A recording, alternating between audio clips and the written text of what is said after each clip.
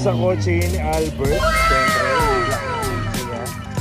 D-Series, naka-slick tires, naka-racing wheels, naka-well racing yan. Albert yan. Chris Motorsport. Eto, magdadrive din si Javi ngayon. Papunta raw sila dito. Kala ko nandito na sila eh. Wala pa pala. Bert, buksan ko ah. Ito Bert, di ba may aircon pa rin to? Aircon kompleto, steering meron pa din. Talagang tinanggal dito para ma-repaint na yung logo. Oo, wala ng carpet.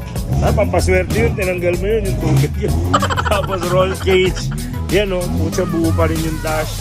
May aircon, pwede pa rin pan daily, pwede pa rin panakbo. Per target time mo? 8.9, 8.8. 8.9 para sa 185, di ba? Siyempre kung gaano ka po kakinis yung kotse, gano'n din kakinis na tumiyari.